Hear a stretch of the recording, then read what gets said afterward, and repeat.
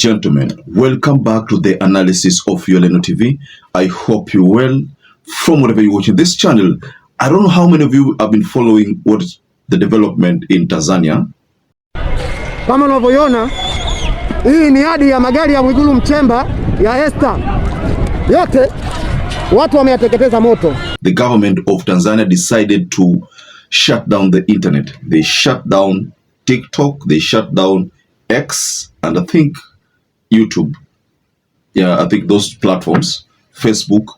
They shut down all communication so that the world cannot know what is taking place in Tanzania. What is the government of Tanzania afraid of? If at all, the main competitor, someone who would have given SAMIA SULUHU a huge challenge, is Tundu Lissu. Mabomu basi nendeni mkalale mshughulikiwe na CCM. Watu wanaogopa huwa wananyanyaswa. And Tundu Lissu is not on the ballot. Why are they afraid? What are they hiding, ladies and gentlemen? In this analysis, I'd like us to go into the development in Tanzania. I've seen videos of chaos in the streets of Tanzania, especially places like Zanzibar, Mwanza. I've seen chaos all over.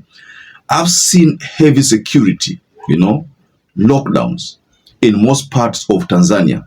Why is this the case? There's a comment that has been shared about Martha Karua's statement because, whenever there are elections, there are always observers, international observers, you have the East African observers, local observers. What has it that Kenyan observers were blocked from accessing Tanzania? So this lockdown was extended to the borders of Kenya, Tanzania. Why is it the case?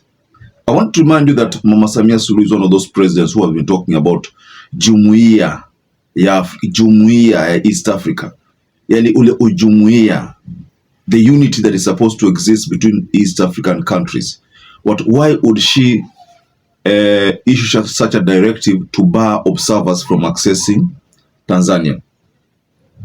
Now, there's another footage that I came across. This footage was of a polling station where Mama SAMIA SULUHU had gone to cast her vote.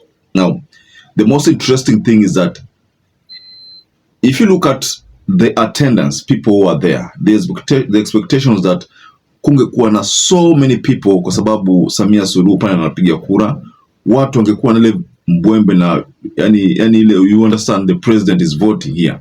What were in numbers. But if you look at the video, in fact the one on your screen, that video is giving us a different picture. That most likely, most people have decided to stay away. Now let's look at the possible reason why people could have decided to stay away. It's very simple. Because even if they vote, the dice has already been cast. Even if they vote, the person who's going to be pronounced the winner is SAMIA SULUHU. So they don't see any reason why they should even vote. In fact, the issue of shutting down internet is one of the things which has exposed Tanzania authority vibaya. Globally, every big nation seems to be talking about this issue of internet shutdown. What are they afraid of? Let me also remind you that this is happening at a time whereby in Cameroon, Paul Biya has made himself a winner. Landslide, by the way. And then the country is already burning. I've seen videos of people demonstrating in the streets. You've seen what happened in Madagascar. All these things are happening and they are concurrent. These events are very concurrent in a way. Tanzania is afraid because they know what they have done. Why would they anticipate a situation ambao bado haiko? They were anticipating kwamba kutakuwa na chaos. If they can go to a level of anticipating chaos, it means they were sure about what was going to happen. Of course, how would the Tanzanian people be happy if at all people they love are not on the ballot? Earlier on I told you about Chadema. Chadema had been barred until 2030 huko. Maybe huko ndo wataruhusiwa na ile electoral body ya Tanzania. Wamekuwa banned paka huko 2030 huko. Inamaanisha even the next election they will not participate if that ban is not lifted. So if the ban is enforced na iende mpaka 2030 huko, inamaanisha the only time people like Chadema will want to front a presidential candidate ni baada ya 2030. That would mean if this is SAMIA SULUHU's first term, because she inherited from the president who died. So if this is her first term she's winning, then the next term will be in 2030. Sasa akienda kwa ballot wakati huo, itakuwa bado Chadema ile bano uko nayo, hawezi simamisha mtu. Sasa itabidi Chadema labda wakisimama wasimame 2035 huko mbele. Lakini kwa hapa itakuwa vigumu kwao kwa sababu itakuwa ile ban bado iko enforced 2030 huko. Now, the internet shutdown.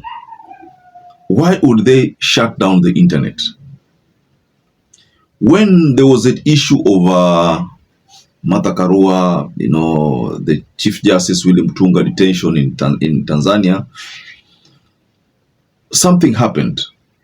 Kenyans stormed Tanzania email accounts, Tanzania social media plugins with multiple emails, multiple messages. In fact, it reached a point whereby even SAMIA SULUHU could not, alikuwa hawezi kuangalia my social media, ni kama alikuwa amejitoa. The Kenyan people went to an extent of even, hacking the military social media plugins of Tanzania. That was something that Kenyans did. So I think the main reason why Tanzania wameamua kuiangusha hiyo ni kwamba they are afraid of what might happen.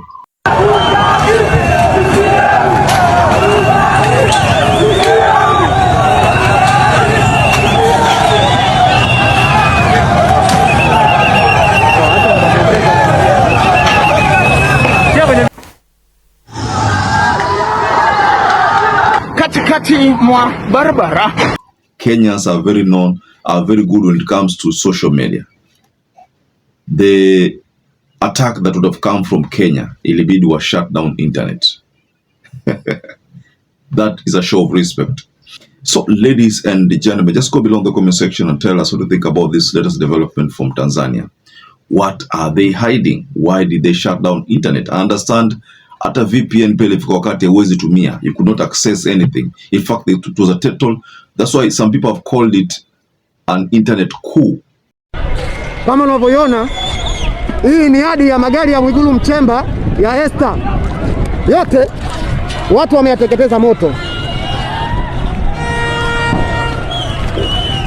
Hapa ni kwa Mwigulu Mchemba. I mean, that's the terminology that has been used, internet coup. So what the government did, they simply deployed an internet coup so people could not access the internet. So perhaps if you're watching this video and you've not subscribed, take 1 second and subscribe, like this video. Until you catch up again, stay safe and stay blessed.